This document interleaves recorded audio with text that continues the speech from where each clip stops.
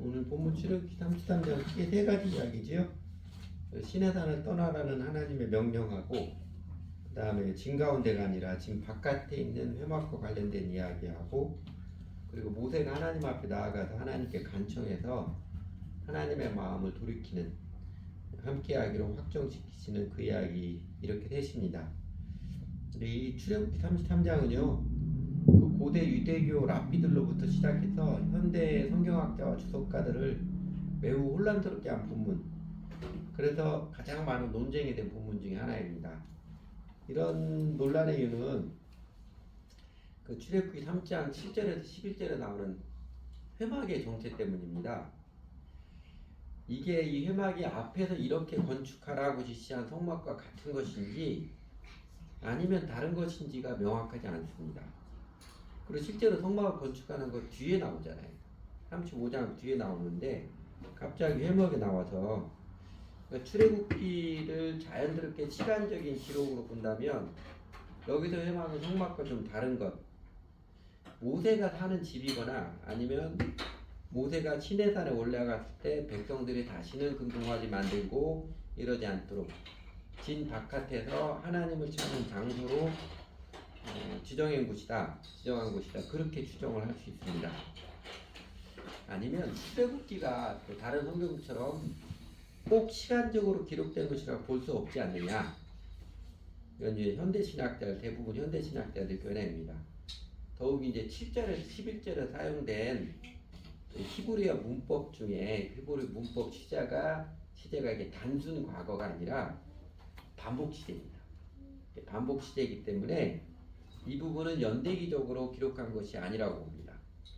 근데 그렇게 보고 나면, 만약에 연대기적으로 아니라고 본다면 이 출애굽기 33장 이야기는요 성막 다 짓고 난 뒤, 그러니까 40장 후의 이야기, 실제적으로는 출애굽기의 맨 마지막 이야기라고 볼 수 있습니다.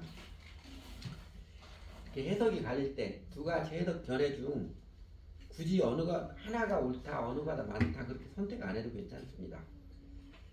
이게 출애굽기 33장이 35장에서 40장까지 거기서 나온 완성된 성막이든 아니면 모세가 살던 집 혹은 다른 임시적인 회막이든, 중요한 것은 지금 금송아지 만들고 난리치고 난 후에 이스라엘 백성들을 향하여서, 비록 모세가 그 이스라엘 백성들을 향하여서 사태수습을 했지만 하나님의 마음입니다. 하나님께서 이스라엘 백성들을 향하여서 마음이 뚝 떨어진, 어쩌면 진노가 좀 덜 풀리신 모습처럼 보인다는 것입니다. 왜냐하면 그 앞에 맨 처음에 보면 하나님께서 1절에서 그러잖아요. 이제 너희는 신의 산을 떠나서 적과 꿀이던 약속의 땅, 내가 너희에게 약속한 조상 대대로 약속한 땅, 가나안 땅으로 가거라. 내가 한 천사를 너희와 함께 보낼 것이고 그 천사가 대적자들을 다 물리칠 것이니까 아무 걱정하지 말고 가거라. 그러면 되었지? 이렇게 하시면서 하나님께서도 뒤끝이 있으신지 갑자기 청천벽력 같은 말씀을 하시잖아요. 그게 3절에 있죠. 그러나 나는 너희와 함께 올라가지 않겠다. 너희끼리 가거라. 난 안 가겠다. 이러시잖아요. 아주 분위기 차게 만드는, 어쩌면 참으로 확 끼얹는 모습 같습니다. 그리고 그 3절에서 그 이유를 가르치면서 너희는 고집이 센 백성이므로 내가 너희와 함께 가다가는 너희를 없애버릴지도 모르기 때문이다. 그 말씀해 주시면 일면에서는 이스라엘 백성들을 향해서 그 죄성이죠. 고집이 센 백성이라는 것을 인정하도록 깨우치시는 측면도 있지만 하나님께서 마음에 갈등을 하고 계심을 좀 짐작케 합니다. 그리고 더 나아가 5절에서 보면 반복해서 가르치시면서 맨 마지막에 내가 너에게 어떻게 해야 할지를 이제 결정하겠다. 내가 너에게 어떻게 해야 할지를, 내가 너희와 함께 갈지 말지를 이제 결정하겠다. 아직 확정하지 않았다. 이런 뜻이잖아요. 하나님께서 아직 이 백성과 함께 갈지를 확정하지는 않은 것 같습니다. 그 하나님의 청천벽력 같은 말씀을 듣자 이스라엘 백성의 분위기가 확 바뀌었지요. 백성들은 이제 몸에 붙은 장식품들을 그 6절에 보는 것처럼 다 떼어서 다시는 걸치지 않았고, 그리고 그 다음 7절에서 11절에 보면 11절에 보면 모세가 그 회막에 나아갈 때마다 백성들 모두가 자기네들 장막 어귀에 일어서서 그걸 차렷자세로 했겠죠. 모세가 장막에 들어가는 모습 다 지켜보았고, 또 그 장막에 모세가 들어갔을 때 구름 기둥이 내려온 것을 보면 모든 이스라엘 백성도 엎드려서 경배를 하였습니다. 그러니까 금송아지 난리를 겪은 이후로 이스라엘 백성들에게는 하나님을 경외하는 마음이, 하나님을 두려워하는 마음이 생긴 것이 뚜렷하게 나타났습니다.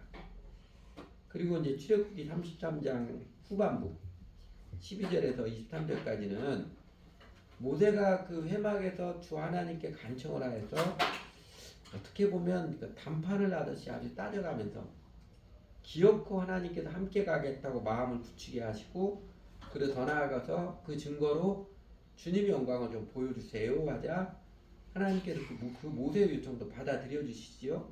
정말 자상하게도 받아들여 주셔서 모세를 바위 틈에 집어 넣으시고 하나님의 지나가시는 등만 살짝 보이게 해주십니다. 하나님 얼굴을 바라가는 모세가 살아남지 못할 것이니까요. 이런 장면의 이야기인데, 크게 하나님, 모세, 이스라엘 백성들 세 모습에 주목하는 게 자연스럽습니다.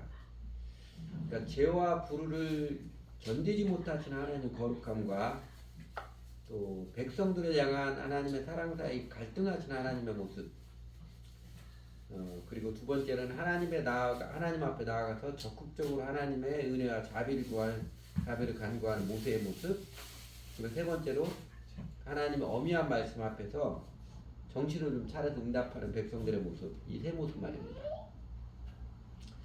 앞에서 그 7절에 11절 회막과 간에 기술한 부분이 히브리어 문법상 반복 시제라고 되어 있다고 말씀드렸지요.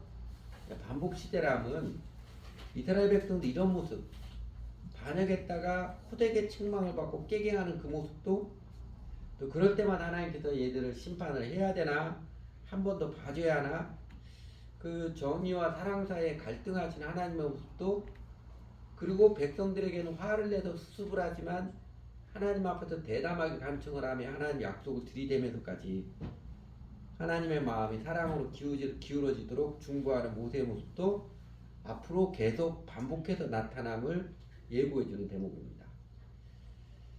실제로 모세가 이스라엘 백성들 성막 다 만들고 시내산을 출발해서 이제 가나안 땅 코앞에까지 도착했던 이야기, 이걸 기록해준 성경이 뭐죠? 민수기죠. 민수기를 해서 다른 말로 광야 방랑기라고 그러죠.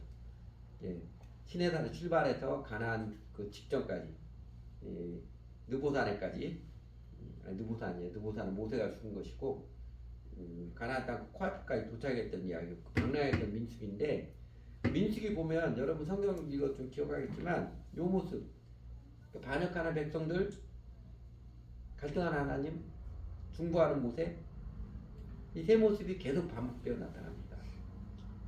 그러니까 출애굽기 32장에 34장 금송아지 사태와 이를 수습한 이야기는요, 단 한 번의 사건 기록이라기보다는 성막을 만든 이후에도 광야를 거치면서 앞으로 계속 반복되어 나타나는 이스라엘 백성들의 모습을 상징적으로 밝혀주는 기록이라고 볼 수 있습니다. 그 반복, 죄와 반역을 또 저지러 놓고 마는 백성들, 그리고 사랑과 정의 사이에서 갈등하실 하나님, 나아가 하나님과 사람 사이의 중보자, 이 삼각구도는요, 이게 민수기 단지 이스라엘의 광야세뿐만 아니라 사실은 이스라엘이 가나안 땅에 정착한 이후에도 사사시대, 사무엘시대, 사무엘 왕정시대, 그리고 예언자들의 시대를 거쳐오면서 계속해서 나타나고 또 나타나고 반복하는 역사였습니다. 구약 성경을 쭉 여러 번 통독하시면 그 감을 잡으셨을 거예요. 우리 그 박하는 선교사가 회심의 모습이 그랬잖아요.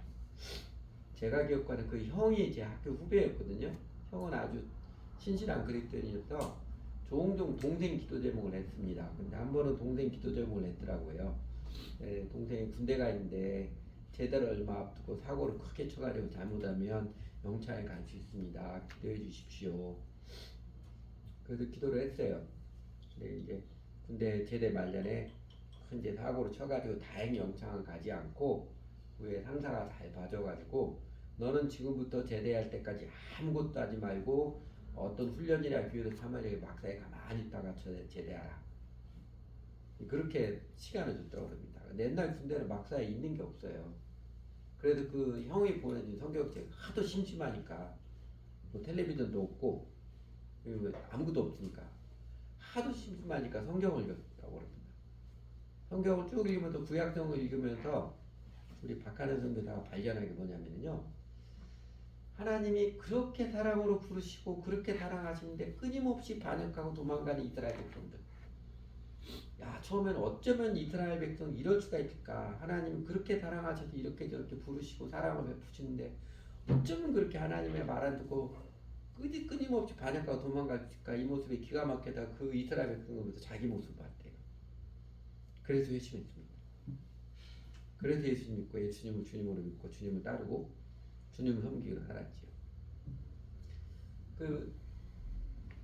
박하는 교사 회심 간님처럼 구약은요 하나님의 사랑과 하나의 사랑의 뜻으로부터 점점 더 멀어지는 그리고 점점 더 하나님을 거역하는 인간의 모습 그 모습을 그려주고 그 인간의 죄악을 향하여서 진노하시며 심판을 예고하시지만 그래도 포기하지 않으셔서 한 번 더 선명히 드러나는 사랑의 하나님의 모습을 그려주고 그리고 제사장이든 사다든 왕이든 예언자들을 거치면서 완전한 구세주죠. 완전한 중보자로서 메시아가 오실 것임을 예고하는 소망. 메시아 사상이 점점점 진해지는 역사의 기록입니다.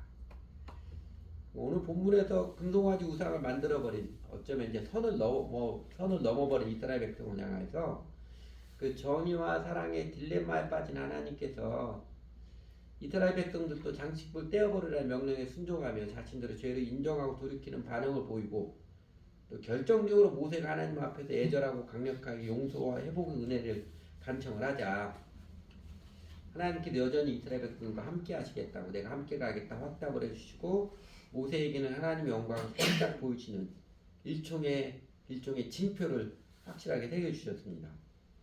그렇게 이스라엘 백성들은 용서의 자비를 입었고 주 하나님과 관계를 회복하는 은총을 입은 이야기입니다. 그런데 이 용서와 회복이 완전하지 않은 것은 이후로 이 패턴 앞에서 말씀드린 것처럼 이 금기의 선을 넘어넘는 이스라엘 또 그 모습에 갈등하신 하나님 애절하게 중보하는 하나님의 사랑 계속 반복된다는 것입니다. 자꾸 선을 넘는 갈수록 더 뻔뻔하고 노골적이고 담대하게 죄악을 자행해보는 인간들을 향하여서 그 하나님의 거룩한 얼굴이죠. 하나님의 본성은 심판을 제초하고 있고 심판하자니 연약한 인간들을 향한 하나님의 사랑이 견디지 못하게 하는 그 하나님의 사랑과 정의의 딜레마 그 하나님의 딜레마를 하나님께서 어떻게 해결하셨어요? 그리고 예수님께서 십자가의 일을 하시려고 마지막으로 예루살렘 성에 들어가실 때 사람들이 종려나무를 해가지고 호산나 다윗의 다시 환영을 하고 저녁 예배지요.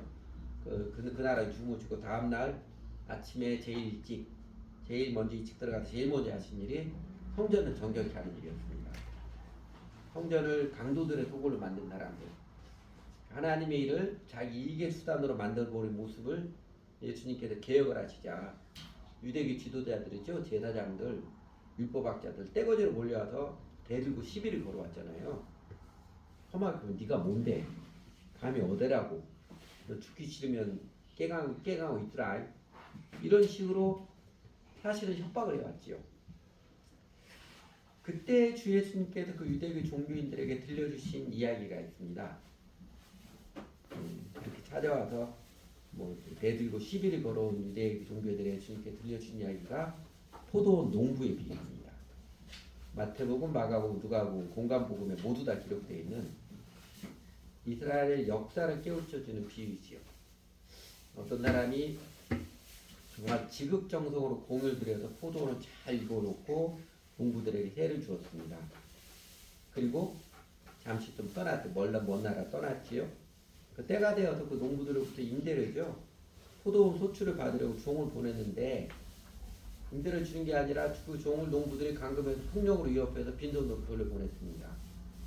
그래도 자기가 조금 더 가까운 다른 종을 보냈더니 농부들의 그 무례와 폭력이 갈수록 심해져서 결국 그 종을 죽이기까지 주인이 생각하기를 그래도 저들도 사람인데 설마 내 아들을 보내면 그렇게까지 하겠어? 아들을 보냈더니 농부들이 그 아들을 보더니 옳거니 잘 되었다. 쟤는 상속자 아니야? 이놈 죽이면 이 포도는 우리 거 되겠네? 그래서 아들마저 죽여버렸습니다. 이 비유를 예수님께 들려주셨습니다. 이 비유가 무슨 뜻인지 당시 유대교 지도자들도 훤히 알았고 우리도 이게 무슨 뜻인지 다 알고 있습니다.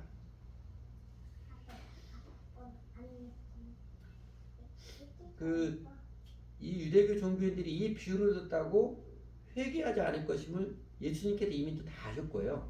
더 나아가서. 그리고 사실은 하나님의 아들이신 예수님께서 그렇게 당신 자신이 하나님의 아들로서 이 땅에 내려와서 희생되실 것임을 아셨고 받아들이시고 이 땅에 내려오셨습니다. 그 초대교회 그 지도자 교구 중에 한 사람인 오르겐이 맨 처음 이렇게 설명했다가 이걸 오르겐 논증이라고 그렇게 말하지요. 이미 죄에 깊이 물들어 버린 인간들의 죄를 하나님의 본성, 그 거룩함과 정의로움은 그냥 넘어가지 못합니다.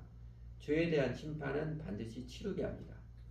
그러나 인간의 멸망, 심판을 받아 형벌에 처하는 모습을 차마 견디지 못하게 하는 하나님의 사랑은요, 인간을 심판 아래 내버려 둘 수 없습니다.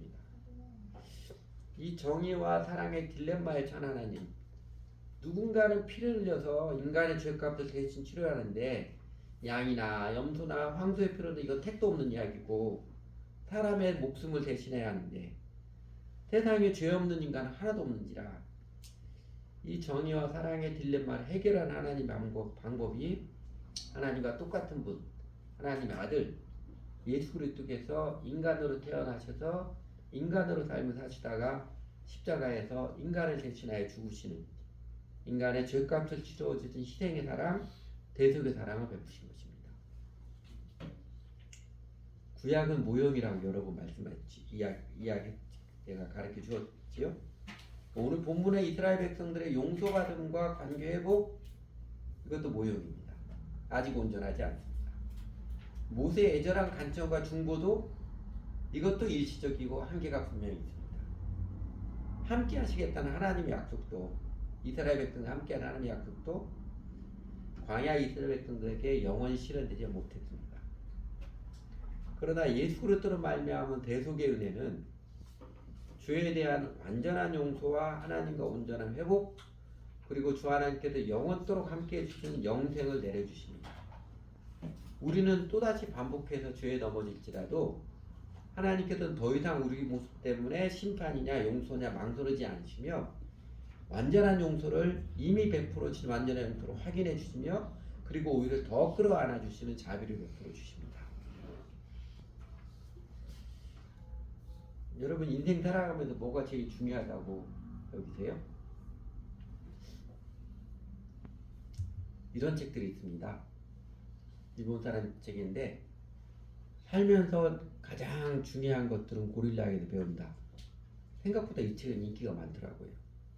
그 삶에서 가장 중요한 것, 아버지가 갖게 되는 삶에서 가장 중요한 것들 이런 책들 많아요. 인생을 어떻게 잘 살 것인가, 뭐가 잘 살기 위해서 제일 중요한 게 뭐 이런 책들 많습니다. 2021년에 퓨 리서치라는 단체에서 전 세계 사람들에게 설문조사를 했습니다. 영어로 되어 있는데 인생에서 가장 중요한 게 뭔가, 포스트 초이스가 뭔가 17개 나라 중에 14개는 패밀리, 가족이고요. 그러니까 스페인은 건강이고 대만은 사회 이렇게 했는데 사우스 코리아 우리나라는 머티리얼 웰빙, 돈 많은 거, 경제적 풍요를 꼽았습니다. 근데 나중에 밝혀보니까 이 설문조사가 약간 좀 모순이 있었어요. 약간 잘못됐던 게 우리나라 사람들에게는 세상에서 살면서 제일 중요한 게 무엇인가를 했을 때 복수로 대답하지 않고 단수로만 대답하게 했고, 다른 나라 사람의 질문이 다 복수로 대답하게 했습니다. 우리나라에게 본 질문할 때 이게 좀 잘못됐어요. 그래서 이렇게 나와서 그 다음에 우리나라 보건복지부에서 다시 조사했습니다. 2022년 한국인의 의식 가치관 조사를 했더니 우리나라 사람도 살면서 가장 중요한 것은 건강이라고 얘기했고, 두 번째가 가정, 세 번째가 경제적 풍요, 이렇게 이야기를 했습니다. 만약에 전 세계 사람들이 딱 한 가지만 꼽으라면 뭘 꼽았을지 잘 모르겠는데, 그냥 현대인들은 돈을 중요시 여기죠. 눈에 보이는 것이 전부이냐, 눈에 보이는 게 전부이냐 여기서 무조건 돈에 목매고 살아가지만, 사실은 그렇게 돈에 눈에 보이는 것에만 목매어서 살기 때문에 보이지 않는 추상적인 것들, 내면의 마음, 정신, 양심을 무시하며 살기 때문에 그렇게 현대인들이 스트레스 많고 우울증 많고 마음 아픈 사람들이 많은 것입니다. 노인들, 노년기가 힘들어지는 것은요, 마음의 의욕, 열정이 점점 더 오그라들고, 그래서 무기력과 함께 불안과 두려움이, 그전에 잘 억눌러 왔던 불안과 두려움이 이제는 표면으로 흡사로 느끼기 때문에 그럽니다. 그에 비하면 우리 권사님은, 하나님과 동행하는 우리 권사님 확실히 세상 어른들과 좀 다르지요? 아직도 영혼의 생명력과 발품이 왕성하니까요. 예수님을 주님 믿고 따르기 때문에 그렇습니다. 우리 권사님 영혼은 아직도 청춘이에요. 사실은 마음의 평안과 행복, 기쁨과 열정, 그 영혼의 생명력, 인생살에 제일 중요한 것인데, 그래서 사람들 돈을 버는 사실 이유도, 그 권력을 얻고자 하는 이유도 마음의 평안과 행복, 사는 기쁨과 열정, 이거 누리기 위한 거잖아요. 그런데 이것을 가로막는 마음의 평안과 행복, 기쁨과 열정이죠. 인생살에 제일 중요한 가로막는 최대의 장애물 하나 있습니다. 그게 뭐냐면요, 죄책감입니다. 죄책감. 하나님을 떠난 인간의 본성에는 죄책감이 문신처럼 새겨져 있을 거예요. 그 죄책감이 자신에 대한 수치심을 유발하여서 인간은 끊임없이 무화과 나무를 엮고 치마를 만드는 그 번거로움, 수고로움을 견뎌가면서 거짓 위선의 가면 쓰고 살아갑니다. 사람들이 살아가면서 참 이상하게도 이 정치인들 모습을 많이 보는데, 이상하게도 비합리적인 선택과 결정을 하는 이유, 또는 자신에게 과도한 책임을 부여해서 뭔가 힘든 일을 해야만 체면이 설 것처럼 쫓기며 사는 이유, 삼척 동자도 다 할 수 있는 것인데 그 사례 분별을 못하는 인지 왜곡이라고 그러죠. 인지 왜곡. 그리고 그냥 우울해져 버리는 우울증의 원인 등 그 사람의 심령을 뼈까지 썩게 만드는 바탕의 원인은요, 죄책감에 시달려 있기 때문에 그렇습니다. 그러니까 죄책감이 인간의 모든 정서, 정신, 그 어려움의 뿌리입니다. 제가 여러 번 소개했는데, 그 정신의학계 대부라고 할 수 있는 그 보스턴의 칼 매닝거 박사가 당신의 죄가 다 용서받았습니다. 이 소식만큼 인간의 마음을 평온케 하는 것은 없다. 그렇게 말했듯이, 사람의 영혼, 양심의 인생살에서 죄가 용서받는, 내 마음 바탕에 감추어져 깔려있는 죄책감에서 자유 해방을 누림이 평안과 행복의 제일 중요한 바탕입니다. 누군가 나에게 손가락질하지 않을까, 이 민감한 두려움에서 자유케 되는 마음이 해방이지. 그리고 사람은 항상 세 것을 갈망하지요. 동양에 또 일신, 우일신 그러잖아요. 날마다 새롭게 또 일일시 호일 그러기도 합니다. 매일매일이 좋은 날이다. 그렇게 노래하듯이 새 것을 향한 마음, 새 것을 바라는 인간의 본능적 갈망입니다. 불교에서도, 그리고 덕구경에 나오는 이야기인데, 반복되는 일상을 창조적으로 심화하는데 좋은 날이 있다 그럽니다. 똑같은 날이 같은데 뭔가 새롭게 느껴져야만 행복하게 산다, 그런 이야기죠. 근데 사실 인생살이 거의 매일 똑같은 일들의 반복이잖아요. 출근하고 퇴근하는 일, 회사 일하는 것도 집에서 청소하고 밥하고 설거지하는 것도, 우리 강호 형제 태권도장 하는 일도, 사실 거의 매일 똑같은 일이 반복이지요. 그래서 남들이 보기에는 참 돈도 많이 벌고 존경받는 직업 같아도 좀 지내다 보면 사실은 매일 똑같은 일이 반복이라, 그래서 파산이 없게 하는, 그래서 재미없어져서 사람들 자꾸 한눈 팔고 딴짓하고 일탈을 하고 합니다. 아니, 하나님과 교제하며 하나님의 은총으로 심령의 새로움을 누리지 못하는 사람 말고는요, 이런 사람 아니면 일탈을 할 수밖에 없습니다.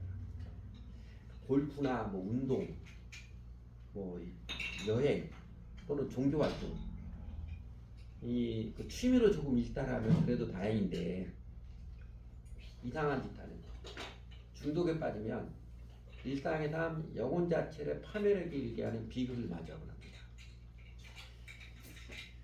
사람은 항상 그렇게 새 것을 갈망하는데, 그러면 그 새 것에 대한 갈망은 어디에서 충족될 수 있을까요? 여러분, 생명은 살아있다는 것은 새로움의 연속입니다. 날마다 신선하게, 날마다 새롭게 살아 움직이는 그 생명의 은혜는요, 하나님과 관계에서 누려진 은혜입니다. 물건을 바꾸고, 취미, 종목을 바꾸고, 내가 만나는 사람도 바꾸고, 심지어도 교회도 바꾸고, 그렇게 외적인 대상을 바꿔도 심령이 새로워지는 것이 아닙니다. 사도 바울이 자신의 삶이 이렇게 내면을 이렇게 고백하죠. 그러므로 우리가 언제든지 낙심하지 아니하노니 우리의 겉사람은 낡아지나 우리의 속사람은 날로 새로워지다. 나이 들어가 자연스럽게 몸이 약해지는 거 바울도 느끼지요. 그러나 그 심령은 속사람은 날로 새로워지다, 이렇게 고백합니다. 요 고백처럼 살아계신 하나님과 관계를 회복하고 주 예수님을 따르며 주 예수님과 교제하고 소통하며 사는 심령은요, 하나님께서 날마다 아침마다 새롭게 해주시는 그 은총의 손길이 무엇인지 알고 드립니다. 우리가 잘 아는 말씀, 여호와의 인자와 긍휼이 무궁하심으로 우리가 진멸되지 아니함이니이다. 이것들이 아침마다 새로우니 주의 성취를 하시면 크시도소이다. 요 고백처럼 말입니다. 이렇게 죄책감으로부터 우리 영혼을 해방시켜주는 자유, 인생은 날마다 새롭게 살게 하는 회복의 은총은 바로 완전하시고 영원하신 중보자이신 예수 그리스도, 십자가에서 당신의 목숨을 희생하시면서까지 우리의 모든 죄값을 대신 치러주시는 그 사랑의 예수님, 그리고 부활하셔서 생명의 주인이심을 확실히 증거해 주신 예수 그리스도의 선물입니다. 예수 그리스도가 구세주이십니다. 그 예수 그리스도를 자신의 주님으로 모시고 주의 뜻을 따르는 자, 곧 예수를 위해 사는 자는 죄가 용서받은 감격, 내 영혼 바탕에 감추어져 있던 죄책감으로 해방된 그 감격과 하나님과 관계가 회복되어서 날마다 새롭게 해주는 생명의 은총을 누리며 살아갑니다. 예수 그리스도, 그분이 우리의 구세주이십니다. 여러분, 오늘 본문에서 모세가 하나님 앞에 나아가 예언하고 간청할 때 참 대담하고 끈질기시죠. 어떻게 저렇게까지 요구할 수 있나, 이런 생각이 들기도 하지요. 자칫하면 하나님 또 무엄하도다 하면 퇴짜를 맞을 정도로. 지난 32장에서 또 모세가 하나님 앞에 백성에게 이 자비를 베풀어 주시지 않으려거든 제 목숨을 걷어와 주십시오, 그 때를 쓰는 모습 보았듯이 모세는 자신의 목숨을 걸고 하나님과 사람 사이에 중보했습니다. 그렇다고 모세가 그 중보일 때문에 죽지는 않았지요. 그러나 주 예수님께서는 마침내 죽으시기까지 하심으로 우리에게 온전한 중보자가 되어주셨습니다. 십자가에 매달려 있는 마지막 순간까지 그 안에서 예수님께서 나의 하나님 어찌하여 나를 버리셨나이까, 이렇게 외치시면 이게 맞는 건지 틀린 건지 잘 모르겠지만요, 예수님께서 갑자기 절망감을 느끼신 거 아닌가, 그런 느낌도 들어요. 아버지 안에는 제가 정말로 죽는 거 맞나요? 이런 그 약간의 절망감의 격정을 토로하셨던 거 아닌가 싶습니다. 그리고 정말로 죽으셨습니다. 정말로 죽으시까지 예수 그리스도, 우리 주님의 희생의 사랑, 그 죽음의 중보가 완전한 중보가 있었기에 예수 그리스도 이후로 이제는 저를 믿는 자마다 하나님의 완전한 용서, 죄책감에서 온전한 해방과 하나님 아버지와 교제하며 살아가는 날마다 새 생명을 누리는 회복의 은총을 누리며 사는 것입니다. 오늘 본문에서 이스라엘 백성들 하나님께서 너희 몸에 장식품을 달지 말라 일러주신 명령에 순종하면서 모세가 회막에 들어가는 모습을 서서 지켜보다가 구름이 내려오면 엎드려 경배하는 응답을 드렸잖아요. 그래서 하나님이 용서와 회복의 자비를 입었지만, 그런데 이스라엘 백성들의 그 믿음의 응답과 용서의 회복의 은혜는 온전한 것, 영원한 것이 아니지요. 그러나 예수 그리스도를 이제는 나의 주님으로 모시고 따르는 믿음, 예수님께서 밝히 가르쳐 주신 정직한 믿음의 응답을 드리는 자들에게 하나님께서는 그 약대로 완전한 용서와 온전한 회복의 은총을 영원히 넉넉히 내려주십니다. 하나님의 온전한 사랑, 예수 그리스도의 십자가와 부활로 나타난 그 완전한 은혜 앞에 우리의 응답도 온전히 정직해야지요. 그래야 우리에게 실제로 경험되어지요. 우리 응답은요, 우리 몸에 치장한 장신구 떼거나 또는 십자가 목걸이 달고 살아가는 그런 수준이 아니잖아요. 그 생명이, 하나님의 생명의 약속이 우리 심령과 삶에서 실제가 되게 하는, 리얼리티가 되게 하는 온전한 응답, 참된 믿음은 십자가에서 당신의 목숨을 내어주시기까지 하는 그 사랑과 죽음의 권세를 깨뜨리고 생명의 주님이심을 밝히 드러내신 부활의 그 권능을 의지하여서 이제는 예수 그리스도께 내 인생을 걸고 주의 뜻을 따르며 주의 뜻을 위하여 살아가는 회심과 추구를 말합니다. 그게 믿음이지요. 그러므로 나의 멍에를 메고 내게 배우라 그리하면 너희 마음이 쉼을 얻으리니, 이 생명의 추총에 여러분도 정직한 응답을 드리며 살아서 하나님의 완전한 용서와 날마다 새롭게 회복시켜 주시는 새 생명을 누리며 사시기 바랍니다. 기도하지요.